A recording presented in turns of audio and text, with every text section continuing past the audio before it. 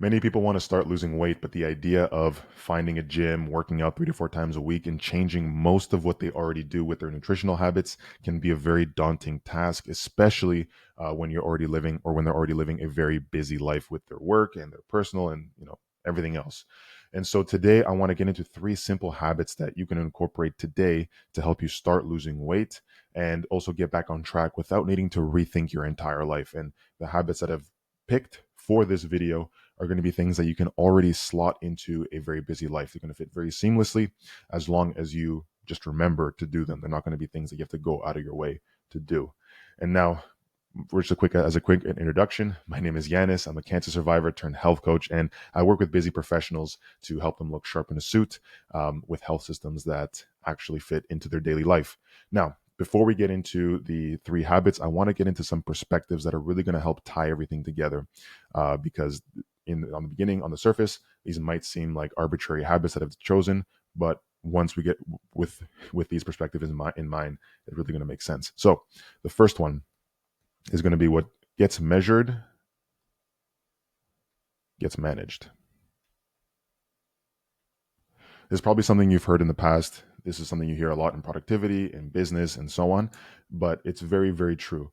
You need to know where you're at with a few different things within your body in order for you to make the best decisions in your life. If you don't have any awareness at all about your weight, especially in the context of weight loss, or even just the way you look or other measurements, it's going to be very hard to know what direction you need to go and how to improve, or if what you're doing is actually moving you in the right direction.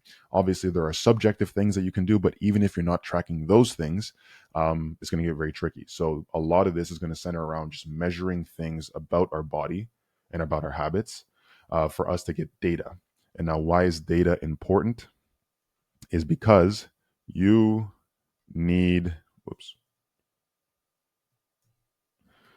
that's not how you spell that. You need feedback, okay? And a capital, right? You need feedback, right? Because every week, every month, you need to know, am I moving in the right direction? If you're not gathering feedback from your day to day, you're not going to know what direction you need to go, okay? Because in the last one here is a lot of these are going to be around framing, right? You need to frame your day. And a lot of this, again, comes from measuring. And I'm going to show you how this all ties in together. So you want to frame your day with the things that you want to improve on, right? Because you're measuring every day, you're gathering feedback, and as a result, now you're going to be thinking about it more often from the time you wake up to the time you go to sleep. Obviously, we don't want to get to the point where this is detrimental. We don't want it to cause anxiety or stress because that's not conducive to things like weight loss or just overall health and well-being. But we want it to be something that is top of mind. And a good comparison that I'll be using throughout this video is the idea of improving your finances, right? If you have no idea where your bank account, your checking or savings is, you have no idea what your credit balance, where your credit scores are, what your credit balance is, or anything like that, and you don't know what direction they're going, and you're accumulating debt, but you're not checking every day, you're not going to know, you're not going to be able to properly manage everything. You're not going to probably measure where you're at and how to make improvements. You're not going to know what you're going to be in space lost because you're not gathering or ignorant to the feedback that is right there on your phone in your banking. And that's why the system all works together. When you measure things, you can manage it. Why? Because you have feedback and you need that. And as a result of this, if you're making it top of mind every day, your whole day is going to be framed around the idea of the thing you're trying to improve. And in this case, it's going to be weight loss, health, and overall well-being. Okay. So now let's get into the first habit that we're going to discuss. This one's probably going to be the more controversial one for some people, but I wanted to still include it for those where it's not going to cause any problems, just because I do see it as something very helpful. It's something I do on a daily basis, and I've found it has helped me. So I just quickly want to pass that along to you guys. So it's going to be a daily weigh-in. Now, why might this be controversial, right? For a lot of people, weighing yourself every day can be stressful, can be anxiety inducing. And so again, if any of these cause too much anxiety or too much stress, then I would recommend just don't do them. Okay. Nothing here is like 100% mandatory. These are just 3 things that can really, really help should they not cause you more damage than good. Okay. just as a quick disclaimer. But the daily weigh-in, why do I think this is important? Because if you don't weigh daily, you don't know how certain foods affect you, right? There's a daily sort of volatility to weight. And this can be impacted by a lot of things. It can be impacted by the things you eat. It can be impacted by the amount of water you drink, the amount of electrolytes you consume, also the amount of sleep or stress you have, the amount of inflammation, right? There are so many things that can impact your weight on a day-to-day basis. And so if you're only weighing weekly, it can have a skewed number. Forgive my spelling. I can have a skewed number because say you weigh on a Saturday morning, but Friday night is not always a consistent. You don't do consistent things. One Friday you go out, one Friday you stay in and you have chips at home and whatnot. It's going to have a very big impact on your weight. And so while you might see your weight staying the same, it's because you always weigh yourself when you're inflamed in the morning, right? So having a daily habit of weighing yourself will just give you that increased awareness. And again, this is why these perspectives are important. When you weigh yourself every day, you are measuring. Therefore, it is much easier to manage. You can see, yesterday I went out for dinner and I got maybe some food I shouldn't have gotten. I'm up a little bit. Again, is that going to be fat mass? No, but it's going to be water and inflammation and things that you're holding on. So that for that day, it's important to make sure that you're eating a bit cleaner. You're watching the kind of foods that you consume, so make sure they're not inflammatory or going to help carry too much water. Because again, that's going to help. It's going to skew the numbers you have for your weight. And all this is because you're gathering feedback. And once we get into the routine of it, it's going to show you how this is going to help frame your day. Because, and we're going to get into the routine right now of what you need to do on a daily basis, which is as follows. 1, let's move this up. You want to wake up, right? That's important. We don't want to discount that. Waking up is probably the coolest gift that we get on a daily basis. So let's not discount waking up. That's a cool thing. Okay. You're going to go to the bathroom. Number 1 and 2, if you can, right? First thing, without drinking any water, without consuming anything, wake up, go to the bathroom, do your business. Because we want to make sure we get as much out of the body as possible, because we want to make this as consistent as possible. We want to control a lot of variables with your nutrition, with your daily life and your weight. There can be a lot of things that affect it. We don't want, excrement that you're holding on to be one of those things, because some days it's more than others that you're going to be carrying on. Okay. And then you're going to weigh yourself. Ideally, either naked or underwear. Ideally naked or underwear. Again, we want to control as much as we can because there are so many things that are going to impact this. Okay. And this is why I recommend, because I've mentioned how these are going to fit very seamlessly. We all got to wake up and go to the bathroom in the morning. I don't really know anyone that doesn't do that. And if you don't do that, it might be a good idea to start. And this is where you can keep a scale right next to the sink. And if you like, part of this can be while you're brushing your teeth. You're about to put toothpaste on your toothbrush. You stand there, you brush your teeth, you check your weight. And then you put that into a tracker, which is going to be, I'm going to share that. I'm sure you see the tab open, but I'm going to share that at the end. So 4 is going to be log your weight. Because it doesn't really make sense to just weigh yourself and then forget about the number and not think about it. It's like, what did I weigh yesterday or whatnot?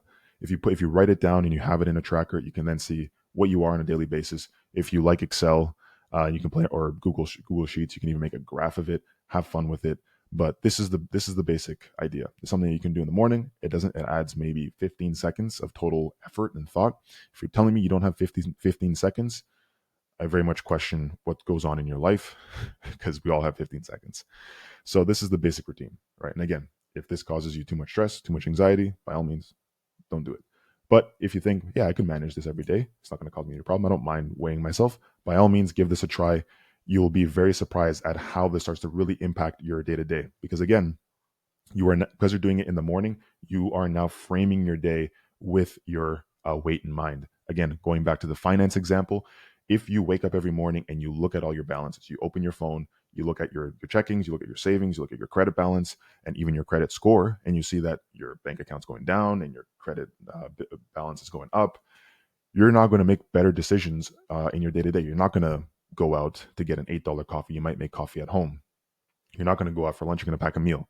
You're not going to, go shopping randomly after work. You're going to probably, save that cash, or you're not going to be, scrolling on Amazon looking to buy stuff while you're taking a dump at work.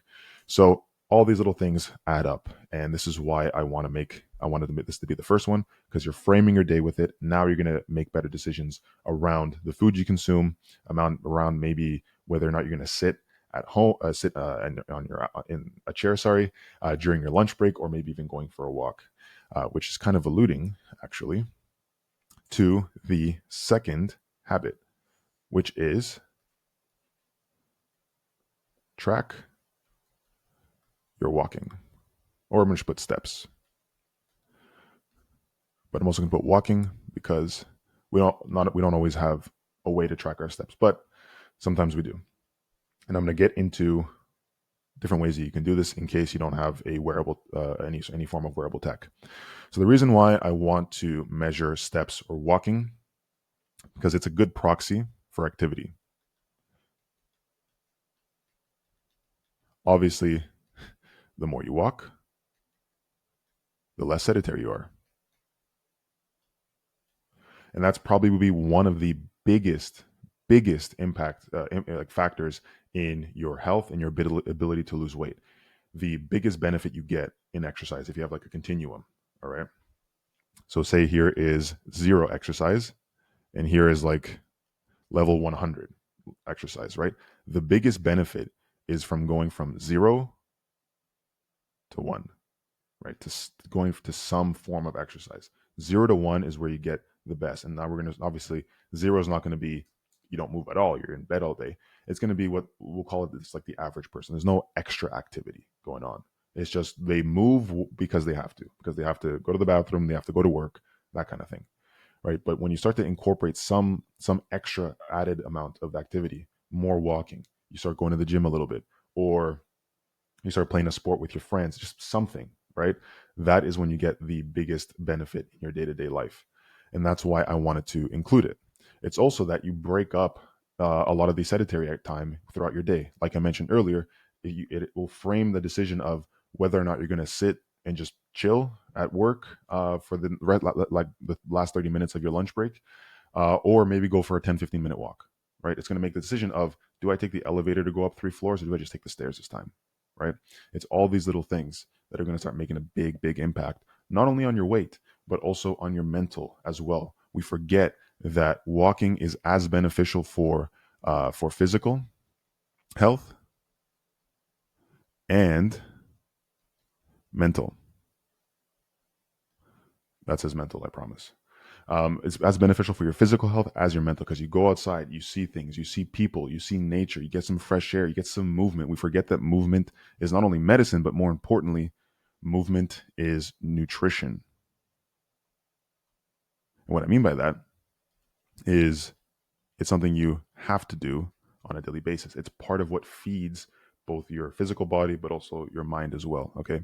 I know I'm beating a dead horse here, but I really want to emphasize how important this is. So we're going to get into the routine of this. Number 1, walk. Number 2, have a tracker of some kind. Now, there are three ways you can do this. You can have like a wearable tech, like an Apple Watch, Oura Ring, Whoop, Fitbit, anything, Garmin. Doesn't matter what you use as long as it's some sort of wearable, right? That's one way you can do it. 2, your phone is actually good at this. I don't typically wear any wearables, but I have my phone in my pocket, and as a personal trainer, I am walking a lot, and so on average, I'll maybe walk between like 6 and 10 kilometers just from coaching clients in a gym, and the gym isn't that huge, anyways, which is incredible. But if you keep it in your pocket, it will actually track your steps. And is this going to be 100% accurate for both of these? No, but it gives you a good estimate, right, of approximately where you're at. So this works actually for both iPhone and Android as well. And the last is with time. Now, I will just, as a caveat, this is probably going to be the toughest one, because you'll have to remember to track it on multiple times a day, and on top of that as well, We don't often think about when we're getting set walks. Like we get walking done throughout the day, and it might be 10 seconds here, 20 seconds there, and so on. So it's really hard to add that up. So I would really recommend going with one of these options right here, just because it is, excuse me, just because it is going to be much more passive. And then it helps lead to step 3, which will be log end of day. In the spreadsheet, you will see a column for steps. You can log that in at the end of your day once you're about to go to sleep. Maybe during your final, visit to the bathroom, whip out your phone. You'd see how many steps you had for the day. You input it, and then you can go to bed. And now, one sort of as like targets, right? The average person is between, average is around, I believe, 4K to 5K steps a day. We want to see if we can get it between 7 to 10. And everyone says 10K steps, and there's a bit of debate. It's like, oh, is 10K steps 100% necessary? No, it's not going to be the end all be all. If you don't hit, it's not that if you don't hit 10K steps, you're worthless as a human being, but it is that 10K steps is a good number to aim for because it's a big number and it means that you've done a lot of walking. And I can't think of a case where someone was worse off because they walked more. Okay. And again, going back to the 3 principles, we are measuring the amount that we're walking. Therefore, we can manage it. We're tracking it so we can check our feedback, and we're getting feedback on a daily basis to see how much we're walking. We can maybe adjust our schedule to say, hey, throughout this week, I've averaged only 4,000 steps. What can I change in my weekly schedule to walk more? Okay, because that's only going to have profound benefits to you, both again, physically and mentally. And last but not least, because it's something that you are looking at on a daily basis, you're logging it at the end of your day. When you open up your tracker again in the next day for you to log your weight, you're going to see how much you walked the previous day. And it's like, okay, let me see if I can beat that. Let me see if I can beat this high score. And that's going to be kind of the thing and make it a game. Can I beat my high score in walking? With the weight, be a little careful with that because it can maybe fall into some unhealthy habits. But with the walking, it's like, can I set a high score? Once you get to 10K, I wouldn't recommend let me go for 20K, but try to go a little more, until you reach that 10K, and then try to maintain that. How many days in a row now can I maintain around 10K steps, right? And sometimes you won't be able to because life is life, but see how long you can go. Make it a game, make it fun. If you can make it enjoyable, I think that should have been another perspective. If you can make it enjoyable, that is the ideal. Now, the last habit we're going to talk about real quick is going to be track your sleep. And you might think, well, okay, we talked about weighing yourself. That has something directly to do with weighing. We talked about walking, and that also can help with your weight loss. But why sleep, of all things? Because sleep, in many ways, is the foundation of all health. Right? We talk a lot about nutrition because it's cool. We talk a lot about exercise because it's also cool. It looks good on camera, and all that stuff. It's what really helps you, look jacked and all these fun things. But without sleep, your the ability to lose weight, but also your nutrition and your exercise have a very blunted effect. Right? If your sleep is terrible, the benefits you get from exercise and nutrition go down. And a big reason for that is stress. Okay. Stress goes up when sleep is down. Very simple, right? And so this is why we want to make sure that we are sleeping as much as we can and with the proper sleep hygiene, which I'll get into, because we don't just want to look at duration. We want to look at 3 factors. Okay. 1, quantity. And we can all agree on this, right? This is just length, right? Or duration of sleep. 2, let me just move this over. I keep shifting. 2, quality. Okay. Which is how well did we sleep? Do we wake up the next day refreshed? Okay. So, how well? And then number 3, this is not one that people talk about a lot, but it is very, very important. Number 3 is consistency. Oops. Consistency, which means same time. Okay. fall asleep at the same time, wake up at the same time, and as a result, you will get the same number of hours, right? So this again is one of the most important things, and you can actually really improve sleep quality, even if actually I'm just change colors for. You can actually really improve sleep quality even if quantity is down. So you can get more benefits from sleeping a good 6 hours at the right times and at consistent times than you would if you were sleeping 8 hours at random times. If you went like midnight to 8, and then 10 to 6, and then you're all over the place, and even though you're sleeping more, that would have a worse effect in the long run. You'll sleep 8 hours, but then feel tired. Whereas if you sleep consistently between 10 and then you wake up at 4 and get 6 hours, you are getting a consistent. And if you do that repeatedly over time, your body's going to fall into rhythm. Okay, that is a big thing with sleep, is creating a rhythm, because we've all heard the term circadian rhythm,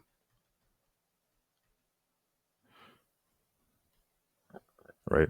And this is why we are called creatures of habit. Our physiology follows this rhythm, and it's important to make sure that we support that as best we can. It's going to be a big part of your sleep. So as much as possible, consistency is going to be key. Now, this is why, as a part of this, there's going to be a lot of things that we track here when it comes to our sleep. Okay, so I'm going to get into the routine. 1, sleep. That's important. 2, wake up. Again, we can't discount the importance of waking up every day. And I'm not saying this. I'm not trying to be sarcastic with this. I genuinely mean that. Waking up every day is a beautiful thing. Even if you have to go do stuff that is tiring and daunting, it still is a beautiful thing. Once we wake up, we want to log. We'll call it KPI, or we'll log inputs. Won't get too crazy. Log our inputs. So, first thing, or make it A. Want to log what time we fell asleep. So, bedtime. We want to log our wake time. C, duration. D, scale, and then rate it. Rate it 1 through 10. Or I'm going to put bonus here. If you have a wearable, put E. If you have a wearable, you want to track your resting heart rate. Now, what does resting heart rate tell you? It tells you how well you are able to recover and what your stress response is. If your resting heart rate is elevated, it means that you have a lot to recover from, and it is stressing out your body. Your body's not able to fully relax and fully diminish the stress before you wake up. And so if it's elevated, we can assume it's a good proxy for, I'll put resting, a little R here, means stressed, and then lower resting heart rate, less stressed. Okay, is going to be a good proxy for measuring your stress, and measuring the recoverability of your sleep. So it's going to be, again, this is a bonus because this is going to require a wearable, something that you can have on your wrist, on your finger, somewhere to track your heart rate. So I don't want to impose this on anyone, but if you have an Apple Watch, it could be good to wear it, or again, a Whoop, Aura, what have you. And then once you've logged all these, you can go on with the rest of your day, right? And again, this could be something you do on the toilet before you get up and weigh yourself. Okay. And now, just as a quick sort of overview of the entire routine on everything, is we'll do like a complete routine just so that everything fits in. Routine. So 1, I'm going to put morning. Log sleep. And then you can do this oops. You can do this when you're on the toilet, whenever you want, just as a time that's pretty passive. So you want to log your sleep. Whoops. Weigh yourself.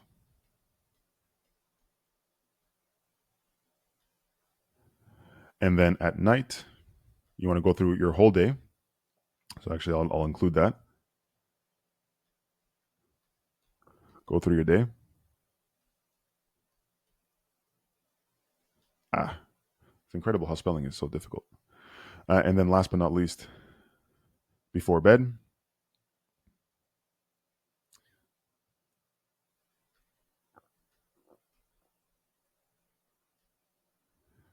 log steps. Okay. And this is going to be done, whoops, on this spreadsheet once my face loads. There we go. This is going to be done on this spreadsheet. Okay. And so these are just random dates. Again, you can make, if you want, I'm going to leave this in the description below. If you want to copy, make a copy. You can go like this, make your own. But the way this is going to work is, again, you wake up in the morning, you weigh yourself. I usually wake up and weigh around 206.7. We'll give a good number. And then from the day at night, or rather, I'd wake up and I'd say I went to bed at 10:30, woke up at whatever, we're going to make random numbers, 7:30, sleep duration. It's a good sleep. That's 9 hours. Sleep quality, I woke up feeling pretty good. It was 8, and let's say I had a wearable. I do use an Aura when I go to sleep, so usually my resting heart rate is about 60, which is pretty decent. Then at the end of the day, I will track my steps. So for example, yesterday I got, I think, around 9,250 or whatever, 9,300, whatever. I would input that, and now I have all this data. This is great data to see. And over time, you will have your weight. You'll be able to see how that fluctuates throughout the week. Maybe you have more stressful days, less stressful days, so on and so forth. You can see what it is on a weekend. You can actually maybe even make your weekends bold as well to say, okay, this marks a week, right? Something like that. And then you can see how it fluctuates. On top of that, you can see how your step counts vary from day to day. Some days you're going to be bound to your desk, so you're not going to be able to walk too much. Other days you're going to be a bit more free, so you're going to be able to walk more. On top of that, on the weekends, it's like, okay, I don't want to just sit at home and do nothing. Like let's get outside a little bit and go for a walk and make the weekend even more restful and productive. Because even though walking is an activity, it is a very nice and restful activity to do. And then on top of that as well, you'll have all your sleep metrics and all the important ones too. You can see how consistently you're sleeping. Like you're going to see what your bedtime is on a daily basis. You're going to see what your wake time is on a daily basis and how long you've slept. So you can see, again, what days of the week am I having trouble going to sleep at a good time? What days of the week do I, and of course, usually we wake up at the same time because we all have work in the morning, but how consistent is this as well, the wake time? And then how long am I sleeping? Am I getting enough sleep? And that's going to be a very important thing to remember.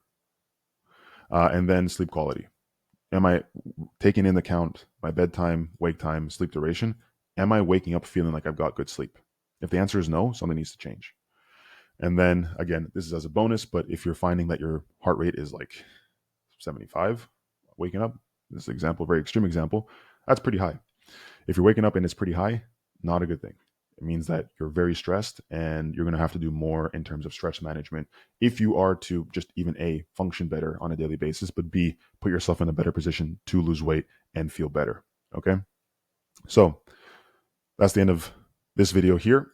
I'm going to stop right there. I know this is going on for almost half an hour, so I hope this has helped. If you have any questions, feel free to comment down below or feel free to reach out on LinkedIn and reach out to me there.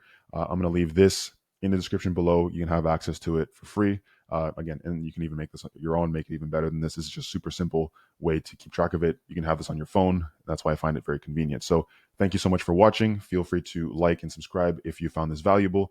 And I look forward to seeing you in the next one. Take care.